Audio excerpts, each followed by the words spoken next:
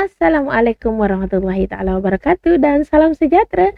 Bertemu kembali dalam channel Cikgu Jemrah.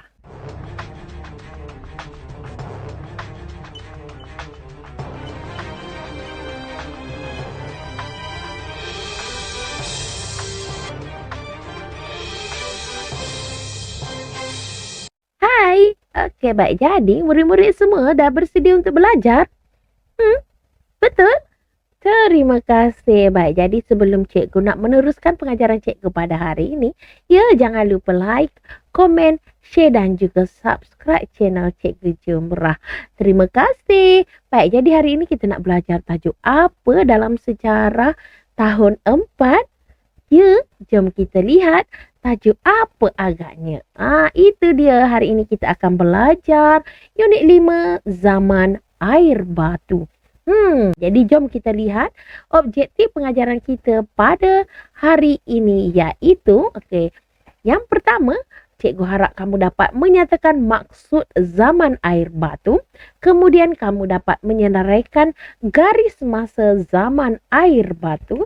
Dan seterusnya kamu dapat menerangkan perubahan zaman air batu akhir. Dan yang terakhir kamu dapat menghuraikan zaman air batu akhir di Asia Tenggara. Selain daripada itu, elemen kewarganegaraan juga kamu perlu terapkan di mana kamu dapat menerangkan kepentingan mengambil iktibar perubahan zaman dalam kehidupan manusia dan juga kamu dapat menjelaskan kepentingan langkah memelihara dan memelihara alam sekitar dan seterusnya kamu dapat menghuraikan kepentingan usaha mengekalkan kelestarian alam sekitar. Baik, jadi ini adalah elemen kewarganegaraan dalam unit 5. Okey, baik. Jom kita kenali apakah yang dimaksudkan dengan zaman air batu. Jadi murid-murid, zaman air batu ialah zaman di mana bumi dilitupi. Dilitupi tu maksud dia ditutup ataupun dibungkus. Oleh air batu yang tebal disebabkan oleh penurunan suhu yang sangat-sangat ketara. Itu dia. Jadi bumi dilitupi ataupun ditutup dengan air batu yang sangat tebal. Ini berlaku disebabkan penurunan suhu yang sangat ketara. Boleh lihat daripada gambar di sebelah ini. Ini adalah salah satu keadaan air batu. Pada zaman air batu akhir, berlaku proses pengglasiran ataupun kecairan air batu akibat peningkatan suhu bumi. Pada zaman itu sangat sejuk. Kemudian apabila suhu bumi dah meningkat, berlakulah proses pengglasiran ataupun pencairan lah. Dia mencair. Air batu tu mencair. Selalunya macam ais lah. Kalau kamu letak di tempat matahari, dia akan cepat cairkan. Betul. Jadi pencairan air batu ini menyebabkan paras air laut meningkat. Kenapa meningkat? Sebab yang air batu tadi tu dah menjadi air. Kemana dia pergi? Dia akan pergi ke laut. Disebabkan itulah paras air laut meningkat. Baik, seterusnya inilah adalah proses pengglasiran. Adalah proses di mana bongkah air batu yang besar bergerak perlahan-lahan dan mencair ke permukaan bumi. Nampak? Dijatuhkan. Kamu bayangkan itu setebal rumah kamu tu. Air batu ini setebal ni, sangat tebal. Kalau jatuh ke menghempak kita memang sangat-sangat bahaya. Seterusnya kita lihat. Menurut sejarah dunia, zaman air batu berlaku sebanyak 5 kali. Zaman air batu akhir pula berlaku pada kala Quaterna. Kala tu maksud dia masa ataupun waktu. Ini adalah garis masa lah. Kita dah masuk kepada garis masa. Jadi zaman air batu ni berlaku sebanyak 5 kali. Maknanya cair, dia beku balik, cair balik, beku balik, sampai 5 kali. Jadi zaman air batu akhir pula berlaku pada kala Quaterna. Ini yang kamu kena ingat kala kuartana ni. Kemudian yang kala kuartana ni bermakna zaman yang bermula 2,5 juta tahun yang lalu. Kamu bayangkanlah lama tu 2,5 juta tahun yang lalu. Baik, seterusnya ada 2 epok pada zaman air batu akhir. Epok yang pertama iaitu epok Pleistocene. Pleistocene iaitu suhu bumi rendah dan banyak kawasan dilitupi air batu. Manusia mula mengetahui cara membuat api. Dia dah pandai dah. Bila api dengan ais dia mencairkan. Jadi tanah daratan menjadi lebih luas. Sebabnya banyak batu kan, banyak air batu kan. Jadi dia lebih luas. Bayangkan tasik-tasik tu dipenuhi dengan ais kan. Okey. Kemudian kita pergi ke epok yang kedua iaitu epok Holocene. Di mana suhu bumi mula meningkat. Air batu mula mencair dan paras air laut meningkat. Kamu bayangkan ya, bila epok Holocene ini pula suhu bumi dah meningkat dan air batu tu dia mencairlah dan dia pergi ke laut, di mana di laut tu akan menjadi aras air dia meningkat. Okey, epok pula yang dimaksudkan di sini adalah subunit masa dari 70 juta tahun sebenarnya. Okey, seterusnya. Ini adalah garis masa air batu akhir. Okey, air batu akhir ni maknanya zaman yang semua daratan ataupun bumi ni diliputi ais ni dah nak habis. Sudah nak berakhir. Okey, jadi sebab itu dipanggil zaman air batu akhir.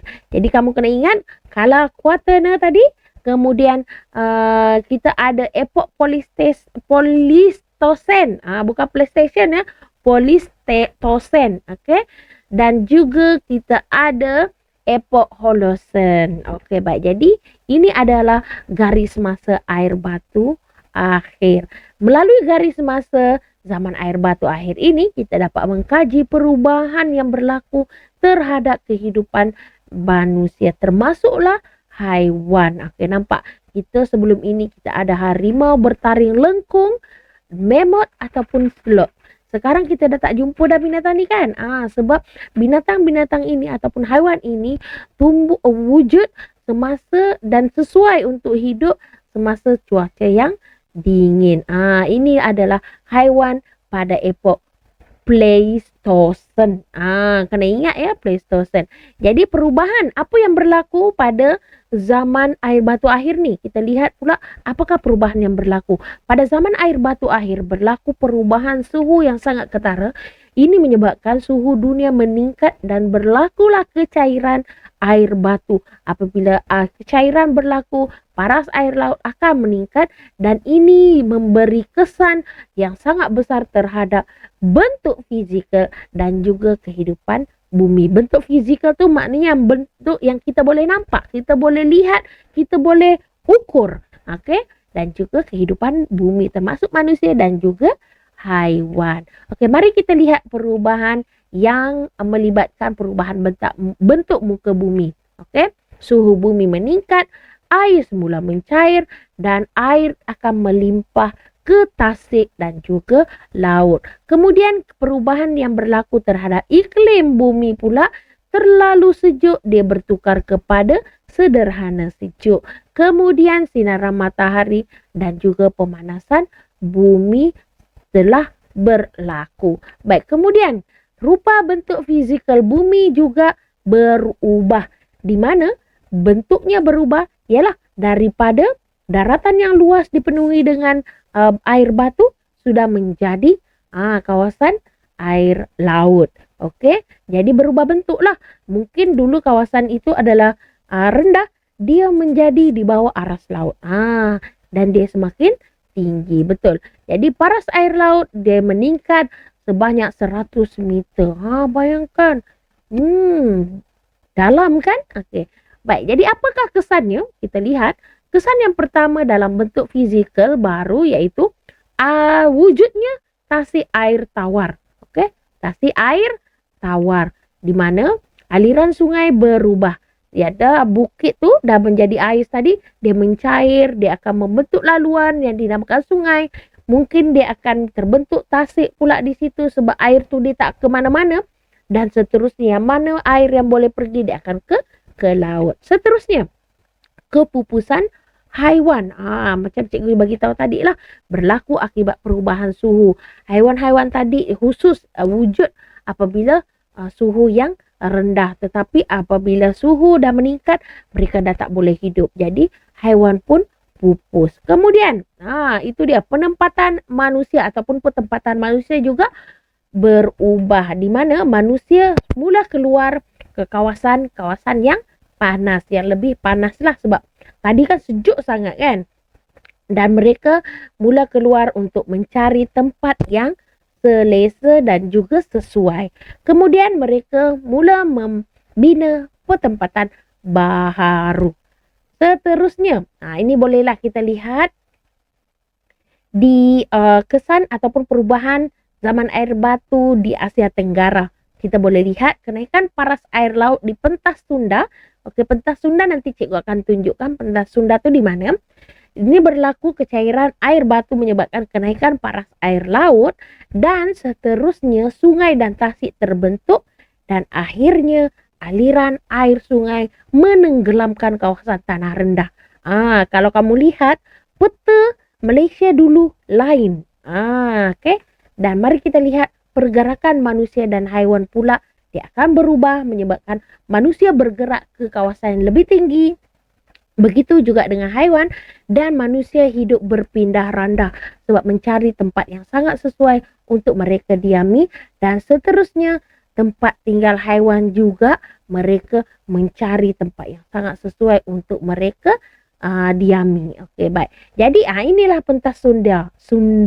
Pentas Sunda, maafkan cikgu. Pentas Sunda ni nampak ni kawasan peta Malaysia ni dulunya Sabah Sarawak ni bergabung dengan Thailand, dengan semenanjung Malaysia. Tetapi apabila mencair dan menenggelamkan kawasan yang tanah rendah, menyebabkan nampak tak, menyebabkan peta kita sekarang ni semenanjung dengan Sabah Sarawak berpisah. Nampak tak? So ini adalah pentas Sunda. Pentas Sunda ialah kawasan tanah luas di Asia Tenggara yang menghubungkan daratan dengan kepulauan. Oleh itu kedudukan pentas Sunda ni mempengaruhi bentuk muka bumi di rantau Asia Tenggara. Asalnya ni lah yang warna kuning ni adalah kedudukan asal pentas Sunda. Baik, jadi rasanya itu sahaja perkongsian cikgu pada kali ini. Jangan lupa tonton video pengajaran sejarah untuk tahun 4 di video yang akan datang. Baik, kita jumpa. Jangan lupa subscribe. Terima kasih. Bye-bye. Assalamualaikum.